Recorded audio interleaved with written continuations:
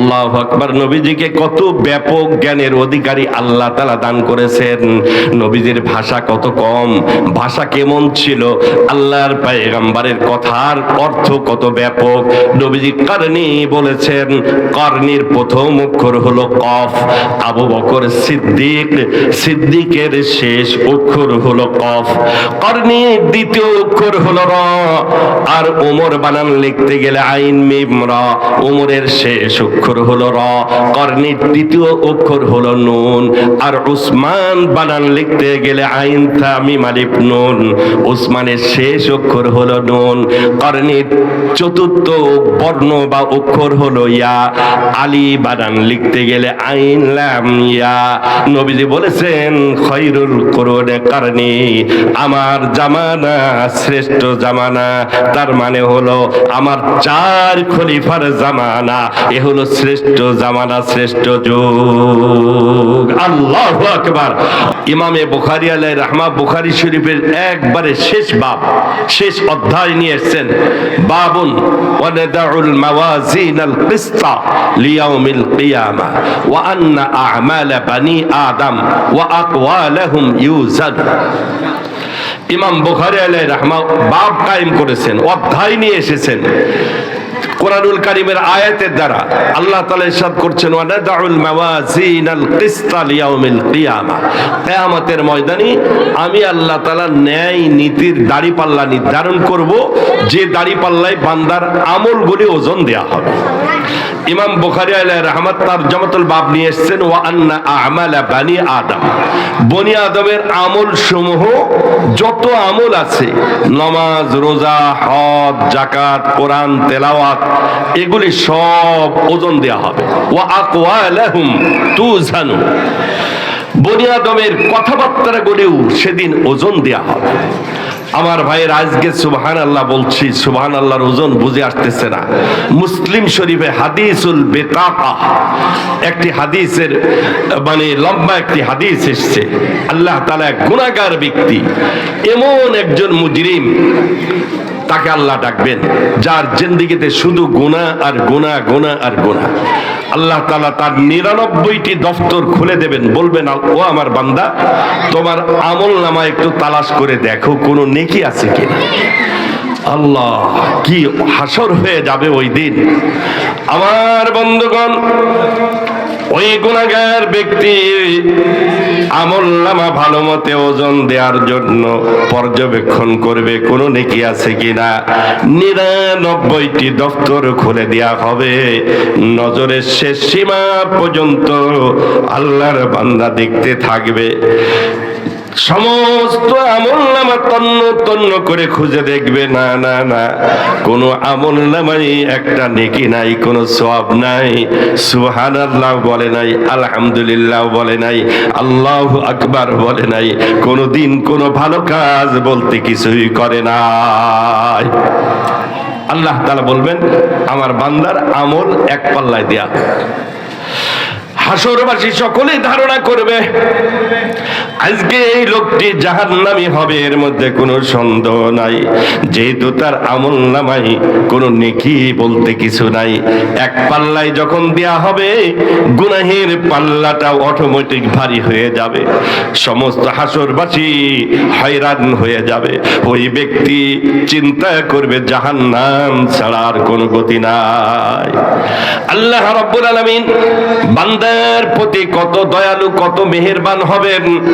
আল্লাহ রাব্বুল আলামিন কুদরতি হাতে একটা কাগজের চিরকুট দ্বিতীয় পাল্লায় রেখে দেবেন। দ্বিতীয় পাল্লায় রাখার সাথে সাথে ওই নেকির পাল্লাটা ভারী হয়ে যাবে। আল্লাহ রাব্বুল আলামিন বলবেন, ও আমার বান্দা, দুনিয়ার বুকে তুমি গুনার গুনাহ ছাড়ার কিছুই করো নাই রে বান্দা।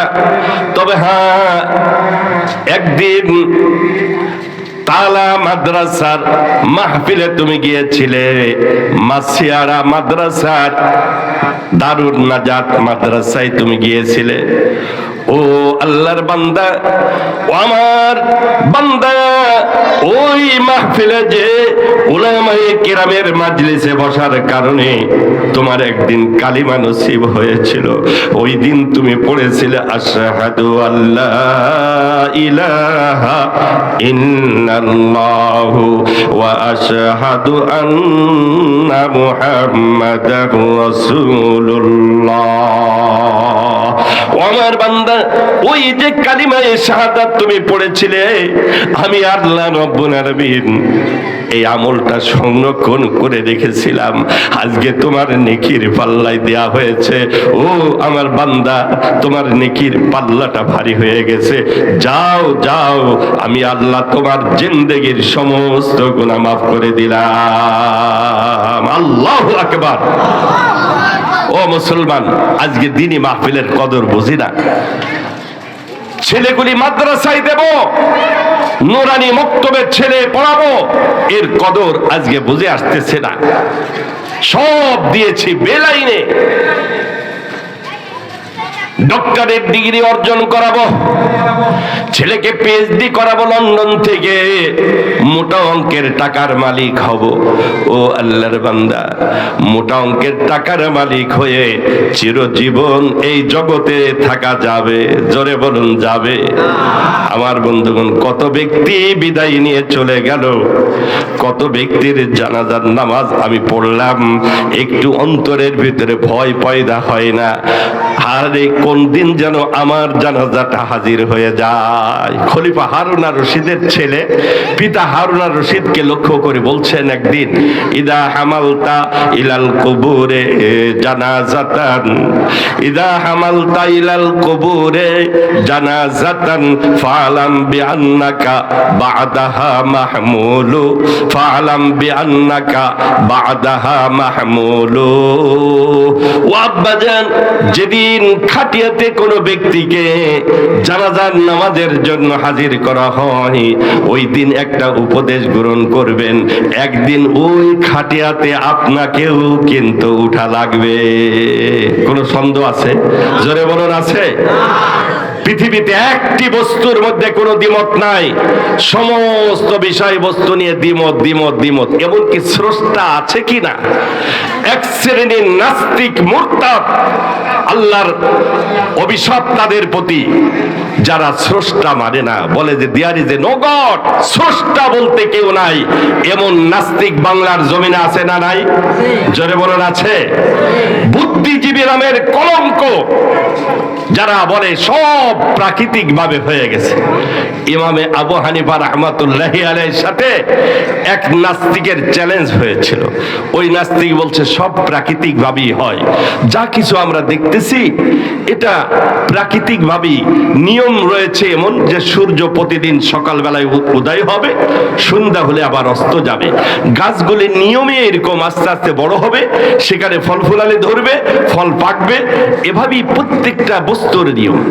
তাই আচ্ছা বলো তো, এই যদি প্রাকৃতিক ভাবেই হয়ে থাকে, তবে ডিম আগে হয়েছে না মুরগি আগে হয়েছে? ইমামে আবু হানিফা রাহমাতুল্লাহ আলাইহির এক প্রশ্নের মানে সম্মুখে আল্লাহর বান্দা হায়রান হয়ে গেছে। এবারে নাস্তিক কিছুক্ষণ চিন্তা করে বলছে যে ডিমই আগে হয়েছে। তাই প্রাকৃতিক ভাবে যে ডিম কেমনে হয় তুমি একটা করে দেখাও। একটু পরে বলছে না না না না, মুরগি আগে হয়েছে। বলছে মুরগি, ডিম ছাড়া মুরগি কেমনে হলো, আর মুরগি ছাড়াই বা ডিম কেমনে আসলো, এটা তোমাকে যুক্তির আলোকে বোঝাতে হবে। ওই নাস্তিক এক প্রশ্নের সম্মুখীন হয়ে ইমামে আবু হানিফার হাত ধরে বলছে, ও আবু হানিফা, বুঝেছি স্রষ্টা আছে, এর মধ্যে কোনো সন্দেহ নাই, এই মুহূর্তে আমার একটু কালিমাটা পড়াই দিন, লা ইলাহা ইল্লাল্লাহু মুহাম্মাদুর রাসূলুল্লাহ। আমার বন্ধুগণ, আল্লাহ জ্ঞান চক্ষু খুলে দিতে সময় লাগে না? এই জাতীয় উলামায়ে কেরামের মাজলিসে বসে অনেক অনেক ব্যক্তি আছে নাস্তিক মুরতাদ, আল্লাহ জ্ঞানের চক্ষু খুলে দিয়েছে, সহিহ হেদায়েত আল্লাহ নসিব করেছেন। আজকের এই মাহফিল আমার আপনার জন্য হেদায়েতের মাহফিল, পরকাল ভিত্তিক জীবনে নাজাতের মাহফিল হিসাবে আল্লাহ কবুল করেন। এক জোরে বলুন আমিন। আমি আপনাদের সম্মুখে পবিত্র কোরআনুল কারীমের সূরাতুন নাহলের 97 নম্বর একটি আয়াতে কারিমা তেলাওয়াত করেছি।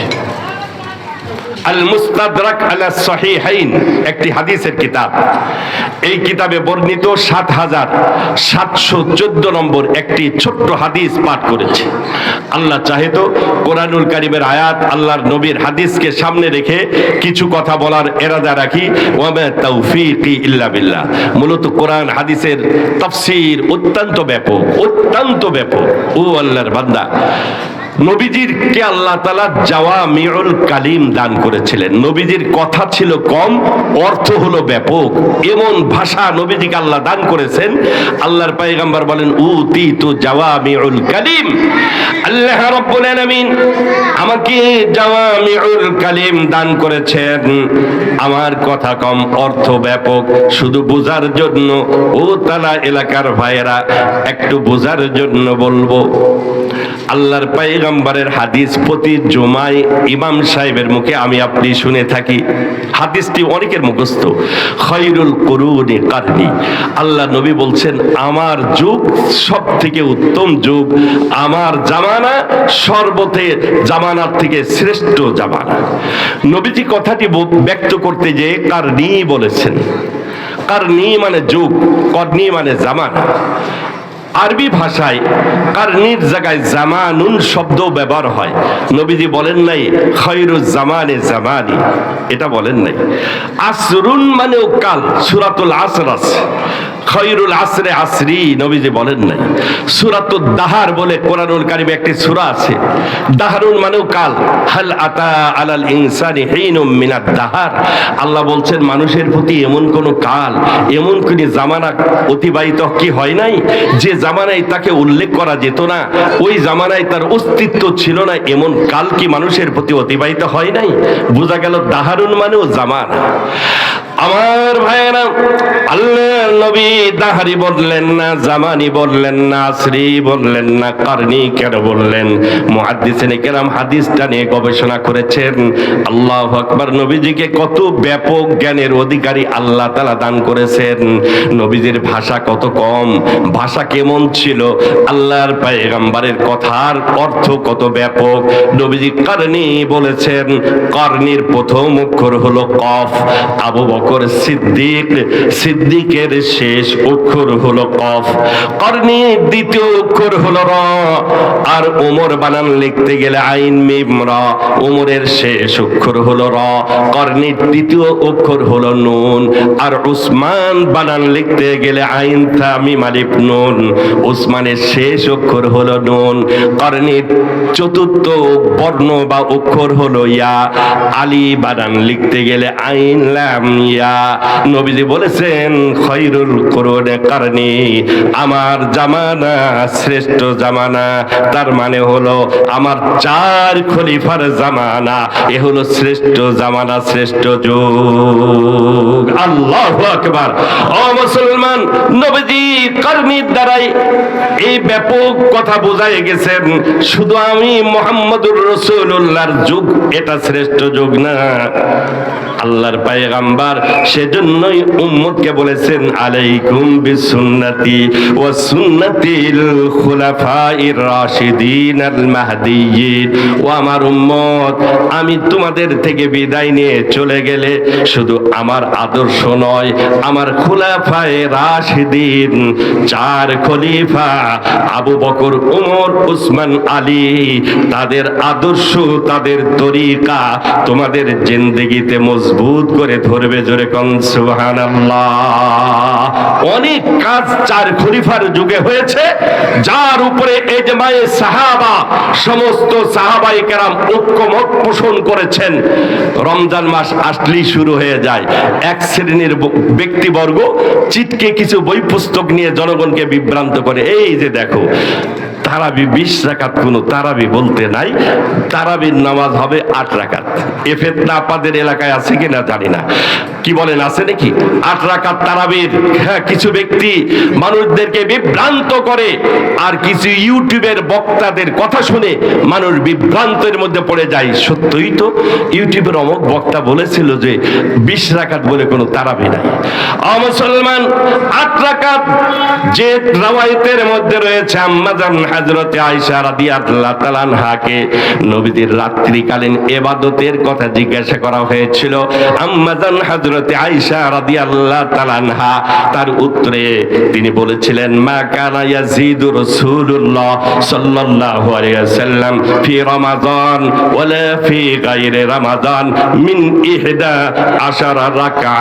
আল্লাহর পয়গম্বর রমজান মাস, রমজান ছাড়া অন্য মাসেও 11 রাকাতের থেকে রাত্রিকালীন বেশি নামাজ পড়তেন না। নবীজির কিয়ামুল লাইল ছিল 11 রাকাত, তার মানে 8 রাকাত তাহাজ্জুদ, 3 রাকাত ভিতির। এ রমজানেও পড়তেন, রমজান ছাড়াও পড়তেন। কি বলেন, ঠিক কিনা? হাদিসের মধ্যে ফি রমাজান ওয়ালা ফি গায়রি রমাজান শব্দ এসেছে। নবীজি রমজান মাসেও 11 রাকাত পড়তেন, তার মানে 8 রাকাত তাহাজ্জুদ, 3 রাকাত ভিতির। রমজান ছাড়াও আল্লাহর পয়গম্বর 11 রাকাত পড়তেন। ওই সমস্ত ভাইদেরকে বলতে চাই যারা মানুষদেরকে বিভ্রান্ত করে যে 8 রাকাতের বেশি তারাবি পড়া যাবে না।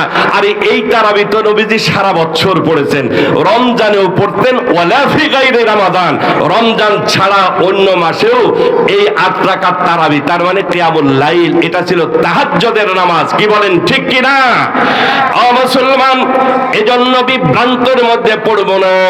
সাহাবায়ে কেরাম খুলাফায়ে রাশিদিনের জামানায়, 4 খলিফার জামানায় যে কাজগুলি হয়েছে, এগুলি সব কিন্তু উম্মতের দলিল। এজন্যই তো আমার বন্ধুগণ, 4 খলিফার জামানায় কোরআনুল কারীম একত্রিত হয়েছে। হযরতে আবু বকর রাদিয়াল্লাহু তাআলা আনহুর খেলাফতের জামানায় কাজ শুরু হয়েছিল। জঙ্গে ইয়ামামা, একটি যুদ্ধ, যে যুদ্ধে 12শত সাহাবায়ে কেরাম শাহাদাত বরণ করেছে। আমার বন্ধুগণ, মুসাইলামাতুল কাজ্জাব, মিথ্যা নবুয়তের দাবিদার, ওই মুসাইলামাতুল কাজ্জাবকে হত্যা করার জন্য হযরতে আবু বকর রাদিয়াল্লাহু তাআলা ওই ইয়ামামার যুদ্ধের ঘোষণা দিয়েছিলেন। এই যুদ্ধে 12শত সাহাবায়ে কেরাম, তার মধ্যে ছিল 700 সাহাবা, তার থেকেও অধিক সাহাবা ছিলেন হাফেজে কোরআন। এই যুদ্ধের পরে হযরত ওমর ইবনুল খাত্তাব রাদিয়াল্লাহু তাআলা আবু বকরের কাছে এসে বললেন, আবু বকর, ও খলিফাতুল মুসলিমিন, এইভাবে হাফেজে কোরআন যদি দুনিয়ায় থেকে বিদায় নিতে থাকে, আল্লাহর কোরআন জমিনে থাকবে না। অতএব কোরআনুল কারীম একত্রিত করা দরকার। আবু বকর রাদিয়াল্লাহু তাআলা বলেছিলেন, কাইফা তাফআলু মা ফাআলা রাসূলুল্লাহ সাল্লাল্লাহু আলাইহি ওয়াসাল্লাম ফি হিন হায়াতি। আল্লাহর নবী তার জীবদ্দশায় যে কাজ করে নাই, এই কাজ কেমনে করবেন? সাহাবায়ে কেরাম বিদআতকে অত্যন্ত ভয় পেতেন। হযরত ওমর বললেন, আল্লাহি হাযা খাইর, হে খলিফাতুল মুসলিমিন, আল্লাহর কসম, এই কাজ ভালো কাজ। কোরআন একত্রিত করা এটা ভালো কাজ। এই কাজ করলে আল্লাহ তাআলা নারাজ হবে না। ওই সময় কোরআন লেখা ছিল পাথরে, কোরআন লেখা ছিল হাড়ে, কোরআন লেখা ছিল খেজুর গাছের ডালে। কোরআন একত্রিত হয় নাই। কোরআন একত্রিতর কাজ লম্বা হাদিস, আমি ওই দিকে যাচ্ছি না। ওর সম্পর্কে ওই হাদিস নিয়ে আলোচনা করতে গেলে অনেক সময়, শুধু টাচ দিয়ে যাচ্ছে। আমার বন্ধুগণ, পরবর্তীতে আবু বকর রাদিয়াল্লাহু তাআলা জামানায় এসে কোরআনুল কারীম একত্রিতর কাজটি শুরু হয়েছে। আমার ভাইয়েরা, হযরত উসমান গনি রাদিয়াল্লাহু তাআলা আনহুর জামানায় এসে এই কোরআনুল কারীমের প্রচার প্রসারের কাম হয়ে গেছে। এজন্যই নাম হয়েছে মাসহাফে উসমানী। আমার ভাইরা, মূলত পদ্মা সেতুর কাজ, যমুনা সেতুর কাজ এরশাদের আমলেই শুরু হয়েছিল। খালেদা জিয়া এসে সমাপ্ত করেছে, আর হাসিনা সরকার, বিগত সরকার সাইনবোর্ড লাগাইয়ে নাম দিয়েছে বঙ্গবন্ধু সেতু। বঙ্গবন্ধু সেতু মূলত আসল কাজ তো এরশাদের আমলেই শুরু হয়েছিল, সমাপ্ত হয়েছে, যার জামানায় সাইনবোর্ডটা তার নামে দিয়ে হয়ে গেছে বঙ্গবন্ধু সেতু। আমার বন্ধুগণ, অনেক সময় দেখা যায় আমি আপনি যা কিছুই খাই না কেন, পোলাও, বিরিয়ানি, জর্দা, কোরমা, এগুলি সব মেশিনের ভিতরে দিয়ে যাওয়ার পরে সাপ্লাই হয় কিন্তু না পাক, সামনে দিয়ে জাবাইর হয় না পাক, পিছন থেকে জাবাইর হয় না পাক। এটা তো নাপাকের কারখানা, কি বলেন ঠিক কিনা? ওই যে সুগার মিলে দেখেছেন না, ওখানে যে Darshana sugar mill, Mobarakganj sugar mill, ওখানে দেয়া হচ্ছে আখের থেকে বাইর হচ্ছে রস, রসের থেকে গুড়, গুড়ের থেকে চিনি, নাম হয়েছে সুগার মিল। যা সাপ্লাই হয় এদিক দিয়েই এই করেই নামকরণ করা হয়। নাম আব্দুল করিম, আল্লাহর বান্দা তালা বাজারে চুকনগরে যে দেখা যায় ডাকছাড়ে আপেল আপেল আপেল, নাম তো আব্দুল করিম। দোকানদার মানে গাড়ির প্যাসেঞ্জার গাড়ির থেকে ডাক দেয়, ওই আপেল আপেল বললেই আব্দুল করিম দৌড় দেয় আপেল নিয়ে। আসলে নাম তো তার আপেল না, আপেল বিক্রয় করতে করতে আল্লাহর বান্দা আপেলে পরিণত হয়েছে, কি বলেন ঠিক কিনা? নাম আব্দুর রহিম, চালাই ভ্যান। আল্লাহর বান্দা যখন চুকনগর তালা দিয়ে যায়, সাতক্ষীরা এলাকা দিয়ে যায়, তো মুহূর্তের মধ্যে একজন ডাক দেয়, এই ভ্যান। আসলে আব্দুর রহমান ভ্যান চালাতে চালাতে সে এখন ভ্যানে পরিণত হয়ে গেছে। আমার বন্ধুগণ, এই কথাই বলার জন্য বলছিলাম, আমার বন্ধুগণ, আমার ভাইয়েরা, কুরআনুল কারীমের একত্রিতর কাজ শুরু হয়েছে আবু বকর রাদিয়াল্লাহু তাআলা আনহুর খেলাফতের জামানায়, আর সমাপ্ত হয়েছে, প্রচার প্রসারের কাজ হয়েছে ওসমান রাদিয়াল্লাহু তাআলা আনহুর খেলাফতের যুগে। এজন্যই কুরআনুল কারীমকে বলা হয় মাসহাফে ওসমানী। সাহাবায়ে কেরামের ইজমা, কোন একটি বিষয়ে সাহাবায়ে কেরাম যদি ঐক্যমত পোষণ করে, সমস্ত উম্মতের জন্য এটা দলিল। এই দলিল যদি কোনো ব্যক্তি না মানে, তবে তাকে কখনো মুসলমান বলা যাবে না, কি বলেন ঠিক কিনা? সাহাবায়ে কেরাম মিয়ারে হক, সত্যের মাপকাঠি। সাহাবায়ে কেরামের প্রতি মহান আল্লাহ রাজি। আল্লাহ তাআলা কোরআনুল কারীমে ঘোষণা দিয়েছেন, রাদিয়াল্লাহু আনহুম ওয়া রাদু আন। মহান আল্লাহ বলেন, আমার সাহাবায়ে কেরাম আমার প্রতি রাজি হয়ে গেছে, আমি আল্লাহ তাদের প্রতি রাজি। বুঝাতে চাচ্ছিলাম, প্রতি জুমায় খবর আমি আপনি হাদিস শুনে থাকি, খায়রুল কুরুনে কারনি। কারনির কত ব্যাপক অর্থ। নবীজি সাল্লাল্লাহু আলাইহি ওয়াসাল্লাম বলেছেন, উতিতু জাওয়ামিউল কালিম, আমাকে আল্লাহ জাওয়ামিউল কালিম দান করেছে, কথা কম, অর্থ ব্যাপক। এজন্য আমি বলবো, আমি যে আয়াতে কারিমা আপনাদের সম্মুখে তেলাওয়াত করেছি, কোরআনের ব্যাখ্যা, কোরআনের তাফসীর অত্যন্ত ব্যাপক। আল্লাহ তাআলা গুনাহগারের জবান দিয়ে কিছু কথা, এমন কিছু কথা আল্লাহ বাহির করে দিক, যা আমার আপনার সকলের নাজাতের, কিয়ামতের ময়দানে আল্লাহ তাআলা আমাকে আপনাকে মাহফিল যেন নাজাতের জরিয়া করে দেয়, এই জগতে আল্লাহ হেদায়েতের মাহফিল হিসাবে কবুল করে নেয়। আল্লাহ তাআলা আজকের মাহফিলকে আমার আপনার হেদায়েতের মাহফিল, নাজাতের মাহফিল হিসাবে কবুল করে নিক, জোরে বলুন আমিন। আমি যে আয়াতে কারিমা তেলাওয়াত করেছি, মহান আল্লাহ তাআলা ইরশাদ করেন, মান আমিলা সালিহাম মিন যাকারিন আও উনসা ওয়া হুয়া মুমিনুন ফালানুহইয়ান্নাহু হায়াতান তাইয়্যিবা। আল্লাহ তাআলা ইরশাদ করেন, যে মুমিন, পুরুষ হোক বা মহিলা হোক, নর নারী, যে মুমিন পুরুষ হোক বা মহিলা হোক, নেক আমল করবে, আমি আল্লাহ রব্বুল আলামিন তাকে হায়াতে তাইয়্যিবা, পুত পবিত্র জিন্দেগি দান করব। ওয়ালা নাজজিয়ান্নাহুম আজরাহুম বিআহসানি মা কানু ইয়ামালুন। আর অবশ্যই আমি আল্লাহ রব্বুল আলামিন তাকে অতি উত্তম পুরস্কার প্রতিদান দান করব, জোরে কোন সুবহানাল্লাহ। আমার ভাইয়েরা, হায়াতে তাইয়্যিবা কাকে বলে, নেক আমল কাকে বলে? তাফসিরে কুরতুবির মধ্যে এসেছে আমলে সলে বলা হয় আল মুআফিকু লিকিতাবিল্লাহি ওয়া সুনানি রাসূলিহ। নেক আমল মানে ওই আমল যে আমল কোরআনুল কারীম এবং নবীর আদর্শ মোতাবেক হয়। আল্লাহর আদেশ, নবীর তরিকা অনুযায়ী যে আমলটি হবে ওই আমলকে নেক আমল বলা হবে। কোরআনুল কারীমের আদেশ মানলো, নবীর হাদিস তরক করলো, ওটা কখনোই নেক আমল হতে পারে না। আল্লাহ নামাজ কায়েম করার কথা বলেছেন। 5 ওয়াক্ত নামাজের নাম কি কোরআনে আছে?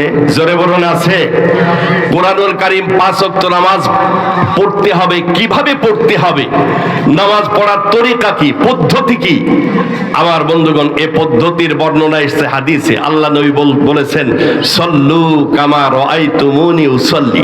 ও আমার উম্মত, আমি নবী যেভাবে নামাজ আদায় করেছি, নামাজ আদায় করতেছি, আমাকে তোমরা যেভাবে নামাজ পড়তে দেখো ওইভাবে তোমরা নামাজ পড়ো।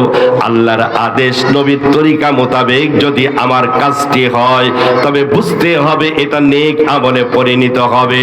আল্লাহর আদেশ মানলাম, নবীর তরিকা যদি না মানি এটাকে নেক আমল বলা হবে না।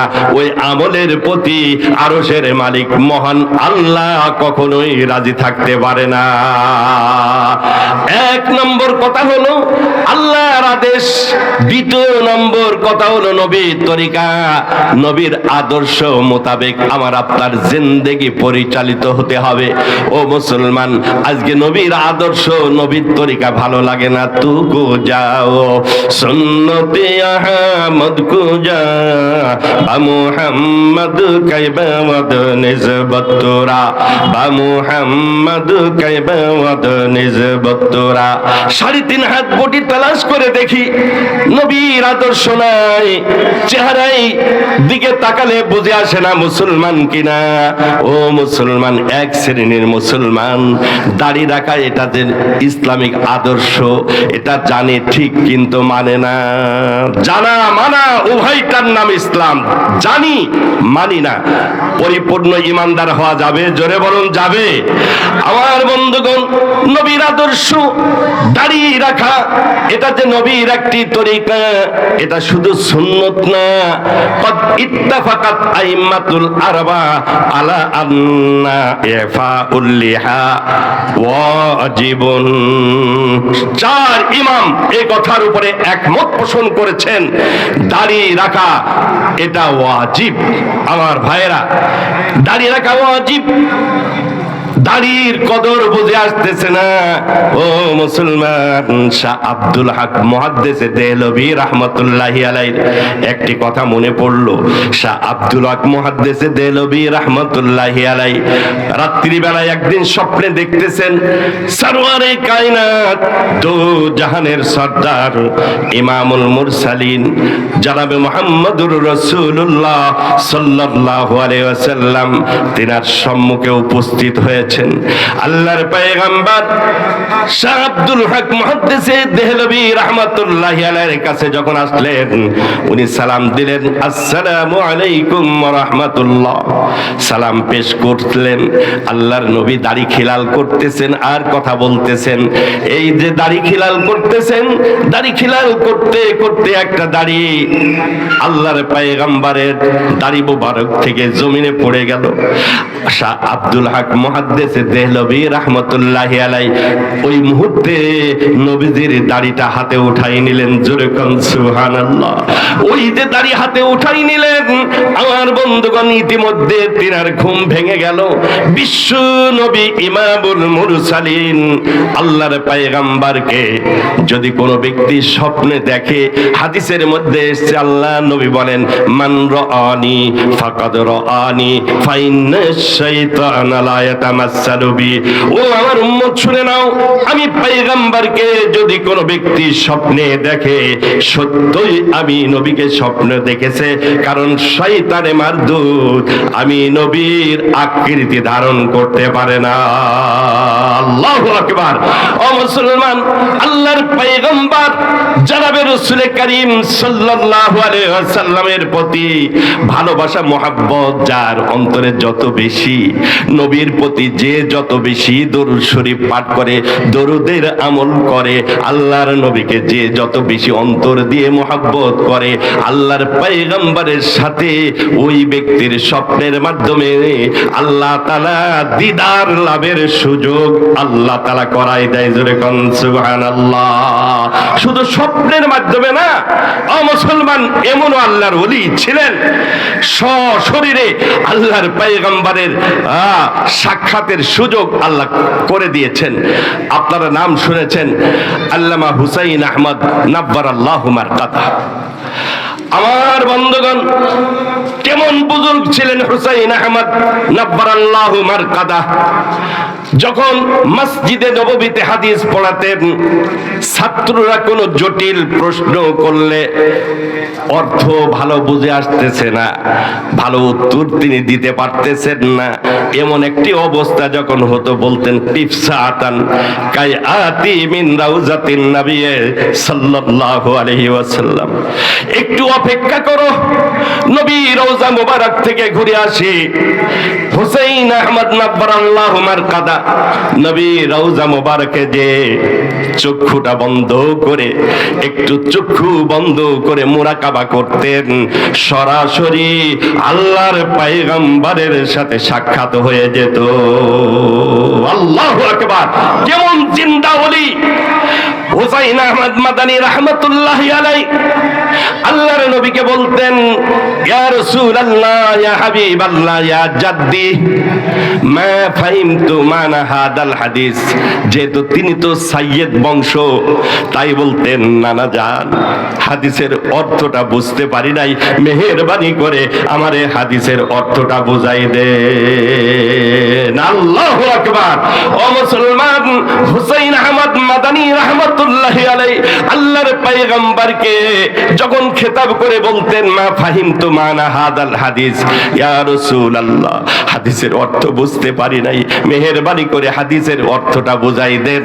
নবীজি রওজায়ে আকদাস থেকে সরাসরি হাদিসের অর্থ বুঝাই দিতেন। হুসাইন আহমদ মাদানী রাহমাতুল্লাহি আলাইহি ছাত্রদের মজলিসে এসে বলতেন, আল আন সামিতু মিন সাহিব হাদাল কবর, এই মাত্র এই কবরের অধিবাসী আখিরি জামানার পয়গম্বর আমার নানা জানের নিকট থেকে হাদিসের অর্থ বুঝে আসলাম, এই হাদিসের অর্থ এটাই হবে। আল্লাহু আকবার। কেমন আকাবিরে দেওবন্দ, আমরা তো চিনি না আকাবিরে দেওবন্দ কাকে বলে।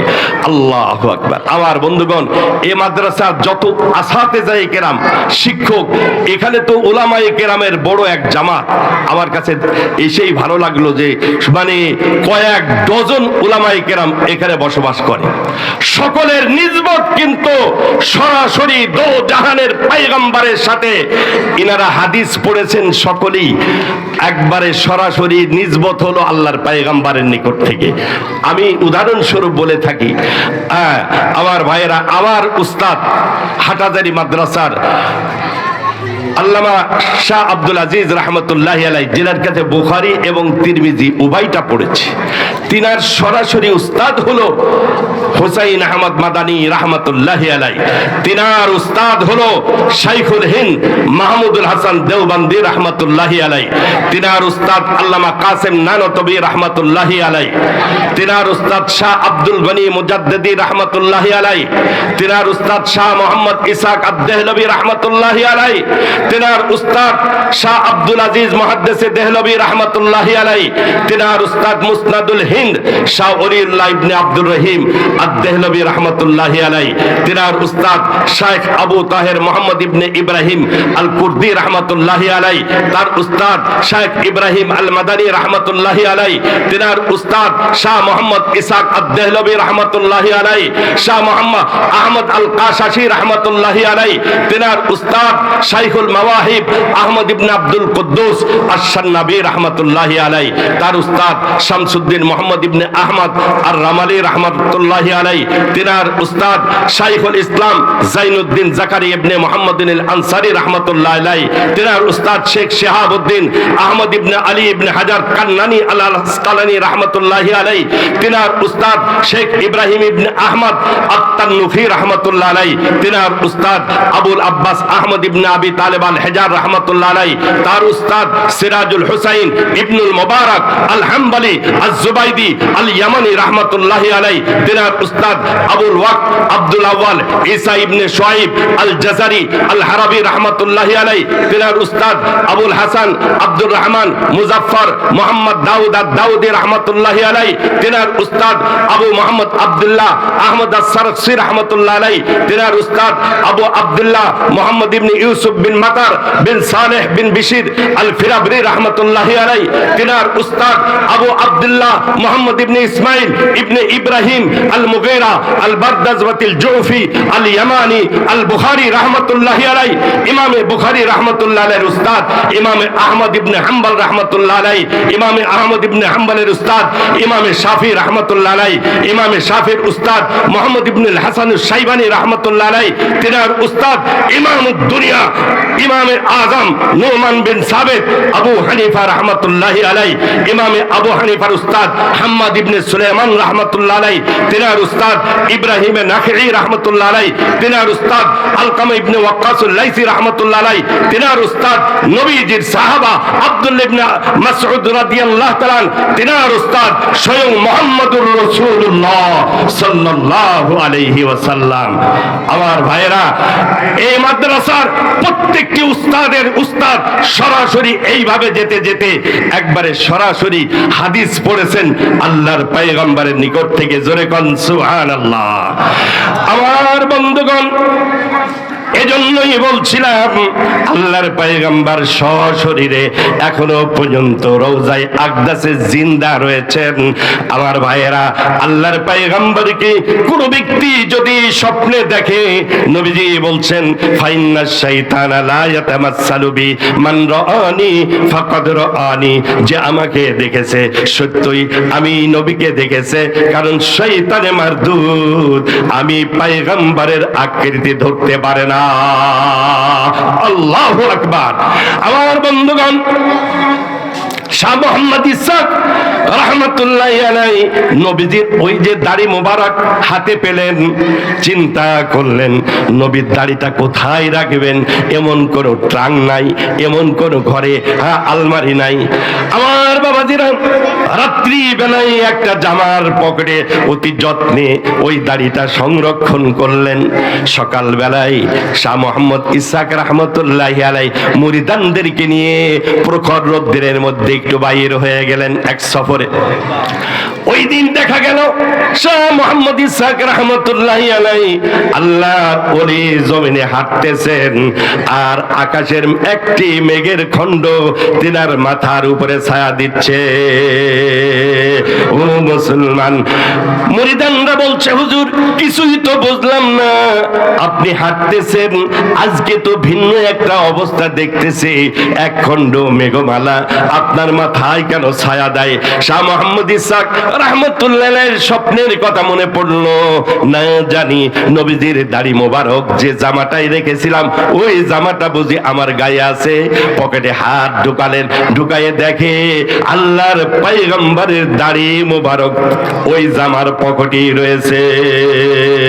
তুকু যাও সুন্নতে আহমদ কো যা বা মুহাম্মাদু কাইবাত নিসবাতুরা। শাহ মুহাম্মদ ইসা দেহলভী রাহমাতুল্লাহ আলাইহি ওই দিন মন্তব্য করেছিলেন, আমি আশাবাদী আল্লাহর পয়গম্বরের এই সুন্নত, এই দাড়ির যদি এত মর্যাদা দুনিয়ার বুকে আল্লাহ দেয়, যে ব্যক্তি নবীর মহব্বতে নবীর সুন্নতকে জিন্দা করবে, এ দাড়ি রাখবে, কিয়ামতের ময়দানে আল্লাহ রব্বুল আলামিন আল্লাহর কুদরতি আরশের ছায়া তাকে নসিব করবে।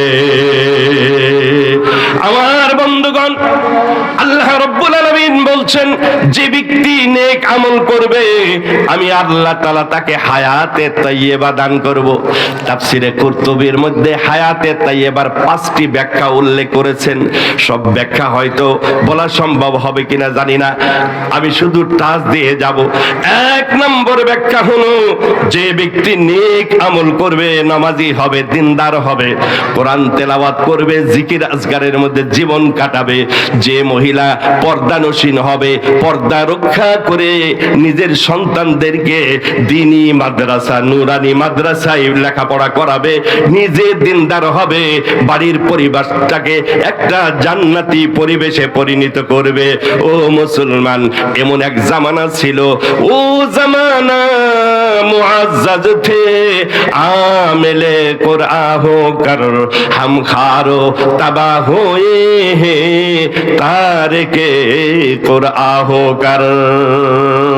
যে জামানায় প্রতিটি ঘরে ঘরে রাত্রি বেলায় কোরআন তেলাওয়াত হতো, আমার বন্ধুগণ সাহাবাই কেরামের জামানায় এমন একটা জামানা গেছে, রাত্রি বেলায় সমস্ত ঘর গলিতে কোরআনুল কারীমের তেলাওয়াত হতো, তাহাজ্জুদের নামাজ, জিকির আজকার, ইবাদত বন্দেগীর মধ্যে সাহাবাই কেরাম জীবন যাপন করেছেন।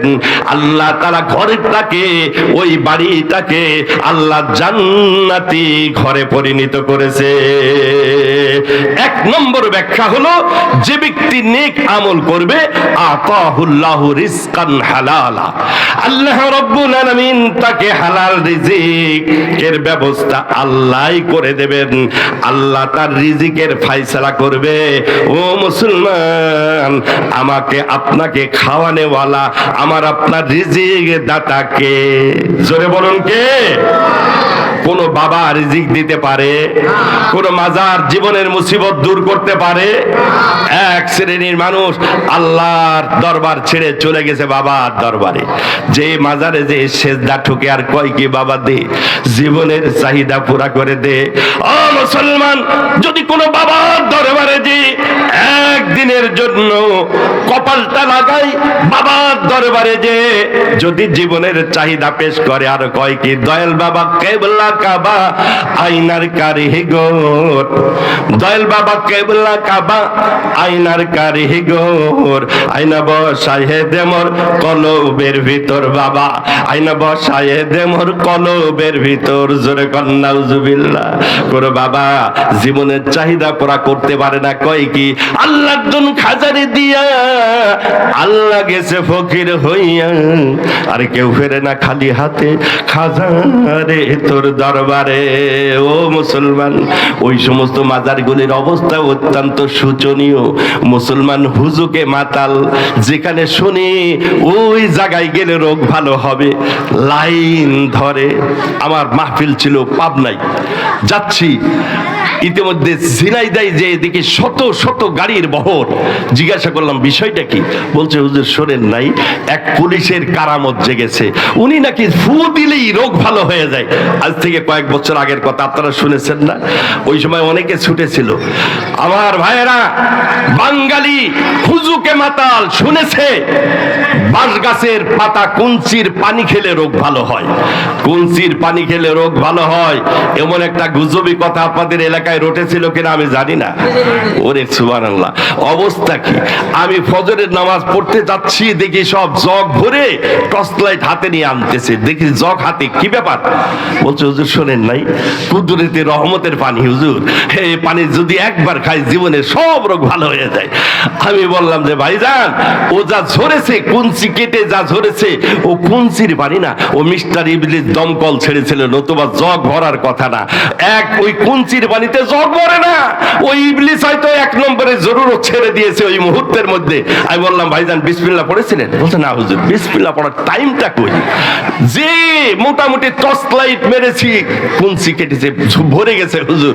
আমি বললাম ভাইজান কুঞ্চির বাড়িতে জগ ভরার কথা না, ওই ইবলিসের পেশাব খেয়ে জীবনটা শেষ হয়ে যাবে, রোগ ভালো হবে না। কি বলেন ঠিক কিনা? দাকব এলাকা, আমার বন্ধুগণ, দাকব এলাকায় আপনারা শুনেছিলেন ছাগলের পানি পড়া, পত্রিকায় নিউজ এসেছিল, ছাগলের পানি পড়া নেওয়ার জন্য লাইন পড়ে গেছে। আল্লাহ, ছাগল আল্লাহর পোয়া বারো। ছাগলের একটা স্বভাব আছে, যা কিছুই সামনে ধরা হোক না কেন, মানে একটু শোকে, লোকেরা জগ নিয়ে গেলেই বাস একটু শোকে মনে করে ফুতো দিয়ে দিয়েছে। আল্লাহর বান্দা নিয়ে যে একবারে এক জগ পানি একজন খেয়ে ফেলে। গ্যাসের রোগী, পেটে ব্যথা হলে যদি ঠান্ডা পানি খায় তো পেটের ব্যথা তো এমনি একটু উপশম হয়। কি বলেন ঠিক কিনা? পেটের ব্যথা কিছু কম কম মনে হচ্ছে, আরেক ব্যক্তির বলে ওরে আল্লাহ রে, ওর ছাগলের পানি পড়া খেয়ে আল্লাহর মেহেরবানিতে আমার রোগ ভালো হয়ে গেছে। আমার বন্ধুগণ, বাঙালি হুজুকে মাতাল শুনেছে ওই জায়গায় গেলে রোগ ভালো হবে, চিন্তা করে না আল্লাহর বান্দা নামাজ পড়ে কিনা, রোজা রাখে কিনা, আল্লাহর বান্দা সুন্নত মোতাবেক জীবন পরিচালনা করে কিনা।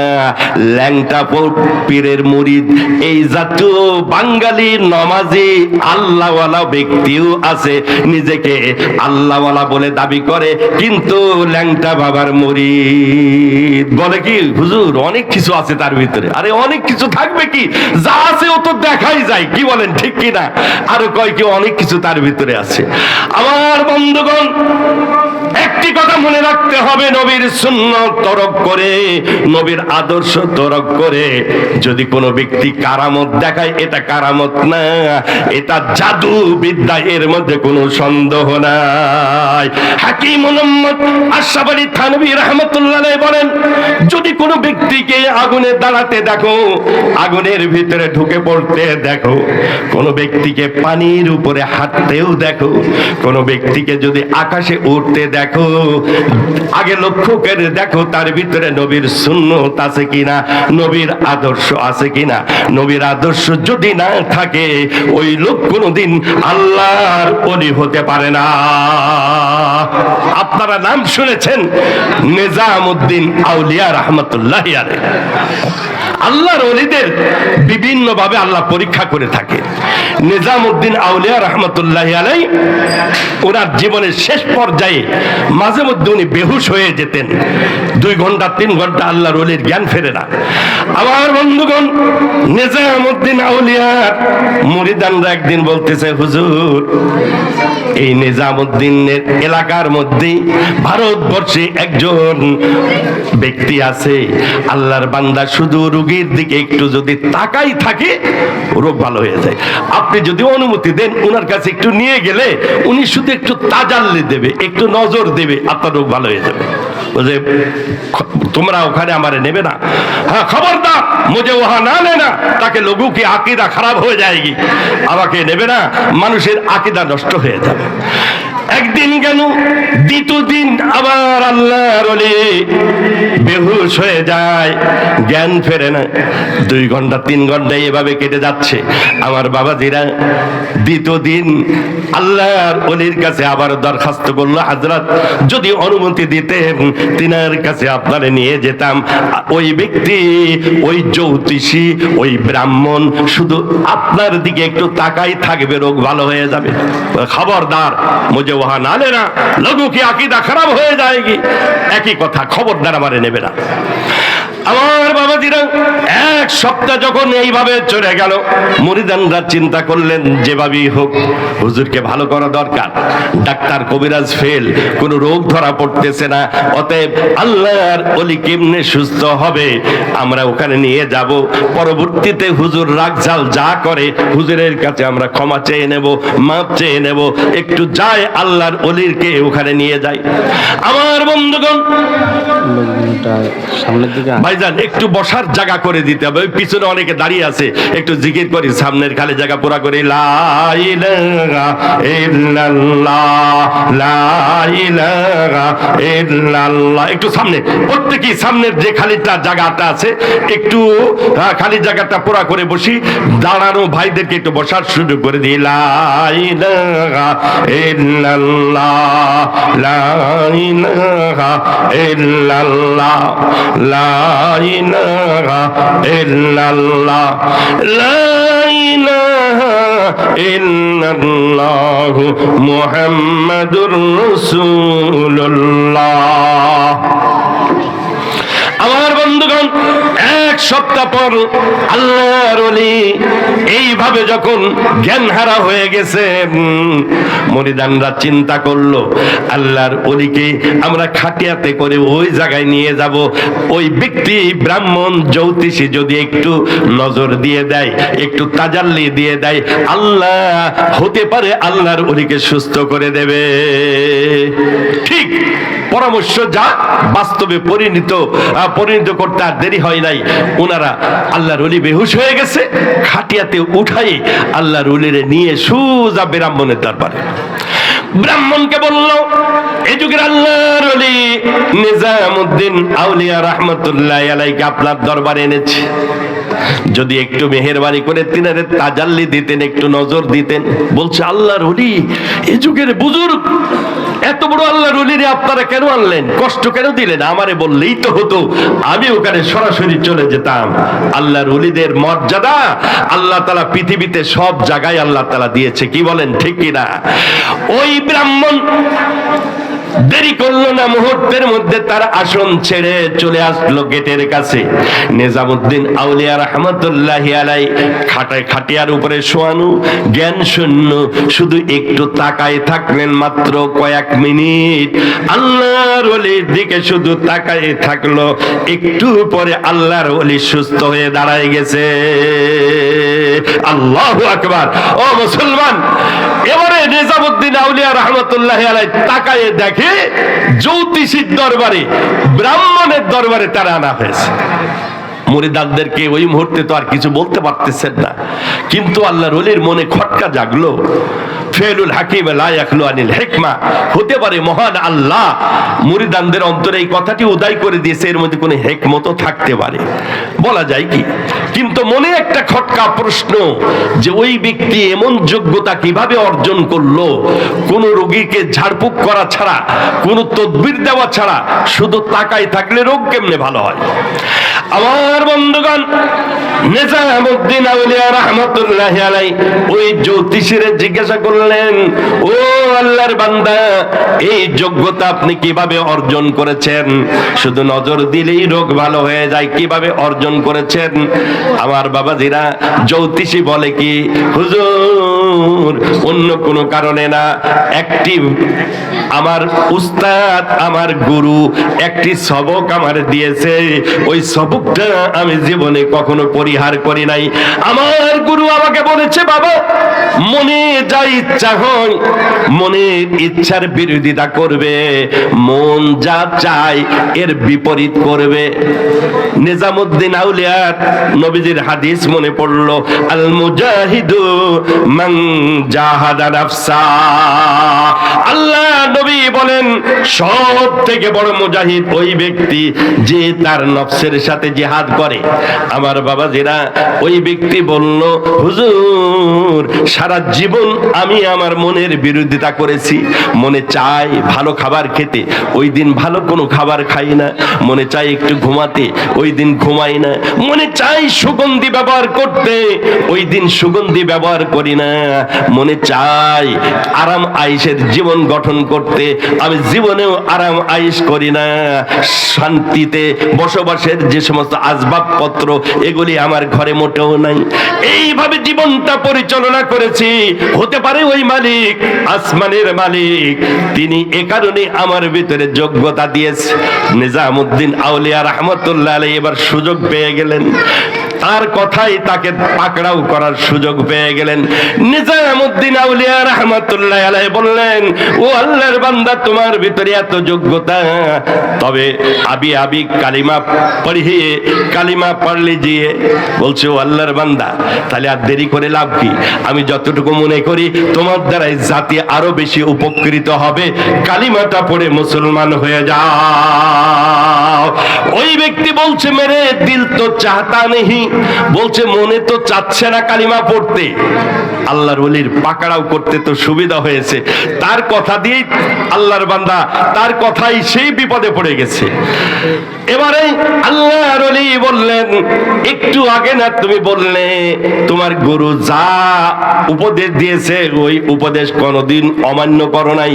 গুরু নফসের সাথে জিহাদ করতে বলেছে, সারা জীবন মনে যা চাই না তার বিপরীত তুমি করেছো। যদি তোমার কথা সত্য হয়, গুরুর উপদেশ যদি রক্ষা করতে হয়, কালিমা তো পড়তে মনে চাচ্ছে না, অতএব কালিমা পড়ে গুরুর কথাকে বাস্তবায়ন করতে হবে। আল্লাহু আকবার। ও মুসলমান, নিজামউদ্দিন আউলিয়ার কথা শুনে এবারে ওই জ্যোতিষীর চোখ দিয়ে ঝরঝর করে পানি ঝরতে শুরু হয়েছে।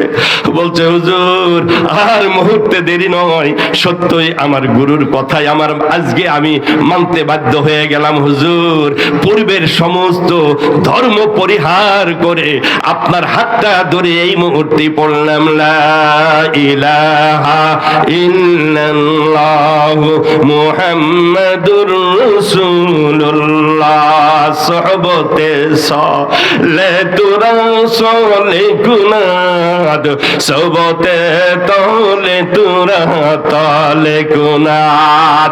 আল্লাহ ওয়ালাদের সোহবত কোন ব্যক্তির যদি নসিবে জুটে যায়, ও মুসলমান, অনেক ব্যক্তি আছে চরমনার ময়দানে গেছে, আল্লাহর বান্দা নামাজ পড়ে না, গাঁজা খায়, বিভিন্ন নেশা করে, ওখানে যে দিলটা তৈয়ার হয়ে গেছে, আল্লাহর বান্দা সব পরিহার করে খালেস দিলে তওবা করে সুন্নতি লেবাস পরে বাড়িতে চলে এসেছে। অনেকে উলামায়ে কেরামের সাথে টঙ্গীর বিশ্ব ইজতেমায়ে গেছে, উলামায়ে কেরামের ময়দানে বসে দিলটা তৈয়ার হয়ে গেছে। আমার বন্ধুগণ, সমস্ত গুনাহ চিন্তা ভাবনা অন্তর থেকে পরিহার করে আল্লাহর বান্দা প্রতিজ্ঞাবদ্ধ হয়েছে আর জীবনে কোনোদিন নামাজ কাজা করবে না। আমার বাবাজিরা, এই যে মাদ্রাসা, আল্লাহর মেহেরবানিতে মাসিয়ারা দারুন নাজাত নুরানি মাদ্রাসা, এটা কোরআনী মাদ্রাসা। এই কোরআনের সাথে সম্পর্ক হওয়ার কারণে, এই মাদ্রাসার সাথে তালবে ইলমের সাথে একটু বসার কারণে, আল্লাহু আকবার, অনেক বেনামাজি ব্যক্তি মাদ্রাসায় যায়, উলামায়ে কেরামের সাথে বসার সুযোগ হয়ে যায়। কোরআন এমন একটা বস্তু, কোরআনের আওয়াজ যার কানে যায়, আল্লাহ তাআলা তার অন্তরের ভিতরে একটা আসর পয়দা করে। কি বলেন, ঠিক কিনা?